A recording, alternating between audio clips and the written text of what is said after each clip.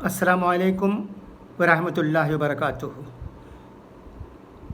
उम्मीद है कि आप तमाम बफ़ज़्ल ताला खैरियत व आफ़ियत होंगे।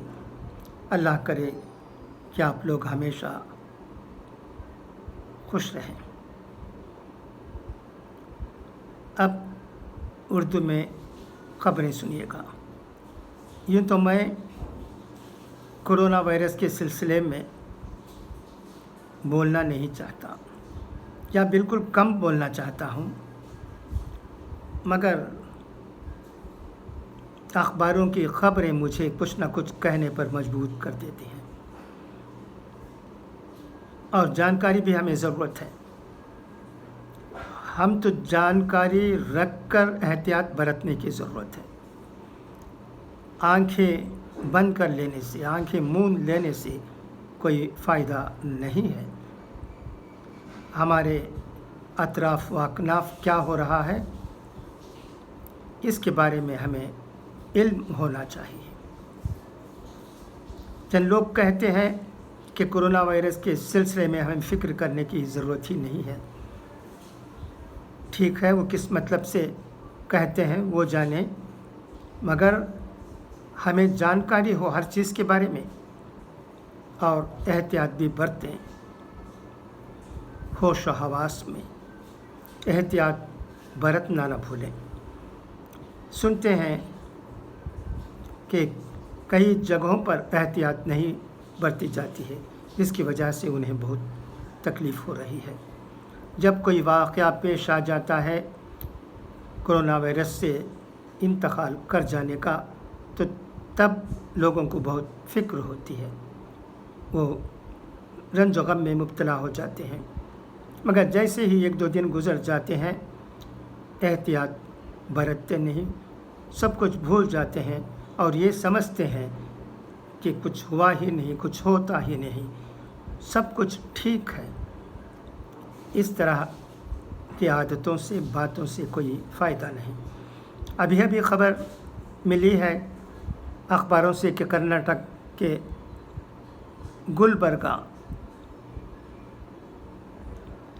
जयदेवा अस्पताल के 5 डॉक्टरों और अस्पताल के अमला के जुमला 21 अफराद के कोरोना से मुतासर होने की एक बड़ी ख़बर, जो बहुत ही अफसोसनाक है, सामने आई है।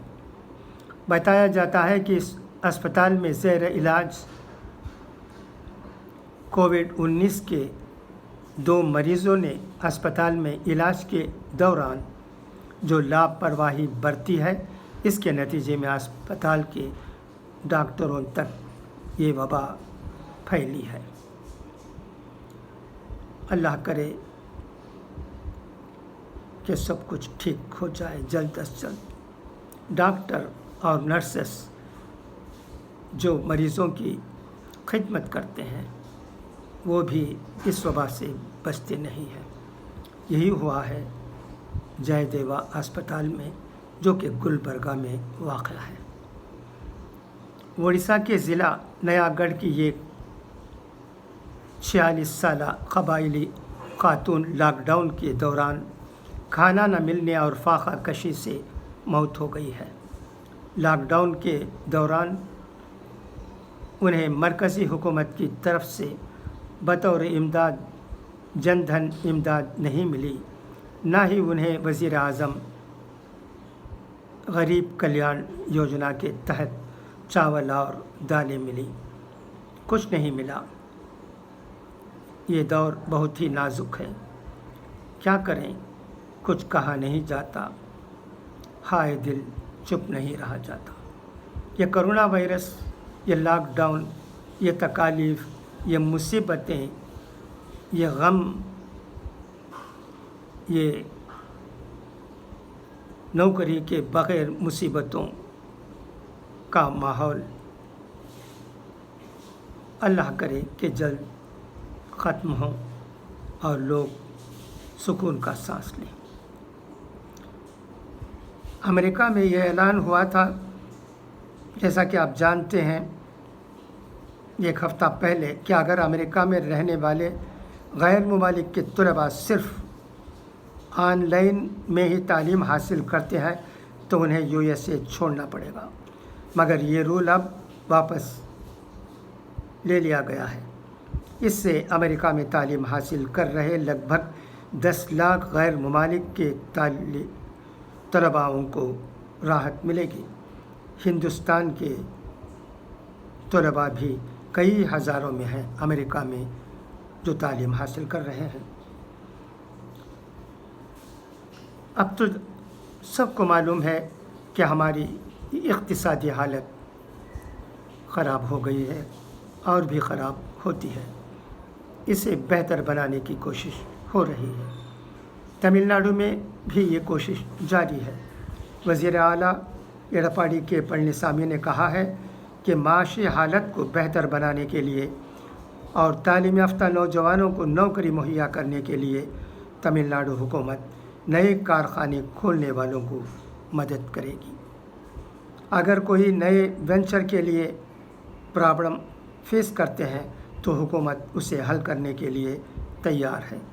نئے وینچر میں دلچسپی رکھنے والوں کو اس موقع سے فائدہ حاصل کرنے کی ضرورت ہے۔ آمبور، وانیمباڑی، گڈیاتم وغیرہ میں بھی بہت سے لوگ ہیں جو کارخانے کھولنے میں دلچسپی رکھتے ہوں گے۔ ایسے لوگوں کو چاہیے کہ وہ حکومت سے کہی گئی ان باتوں پر غور کریں۔ حکومت زمین، بجلی اور دیگر ضروری چیزیں دینے کے لیے تیار ہے۔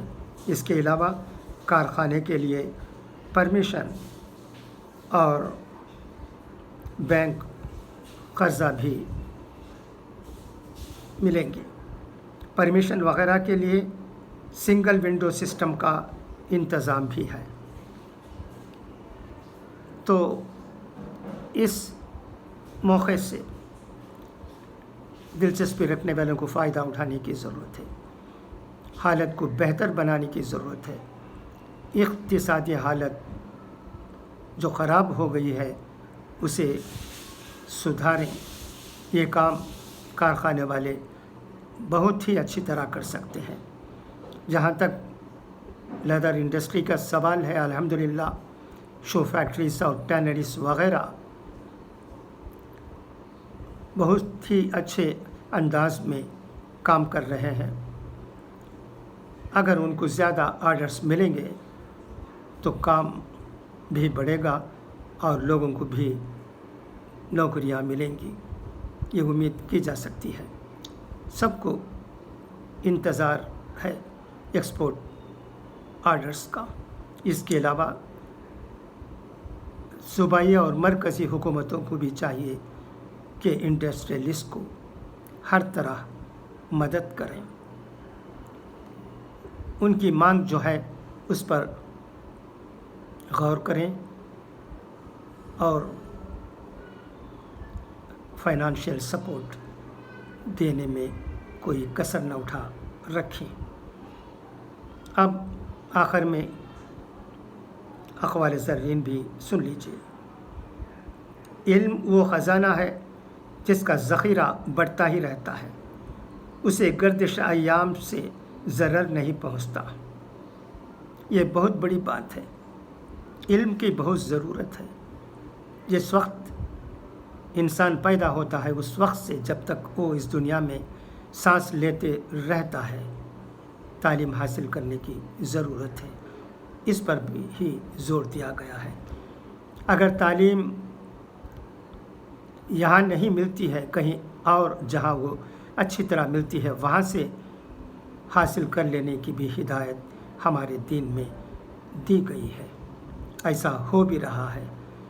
ہم ایک 25-30 سال میں دیکھتے ہیں کہ بہت سے لوگ جو تعلیم سے دلچسپی نہیں رکھتے وہ تعلیم میں دلچسپی لینے لگے ہیں، تعلیم حاصل کر چکے ہیں اور حاصل بھی کر رہے ہیں۔ ہمارے دیش میں ہی نہیں بلکہ غیر ممالک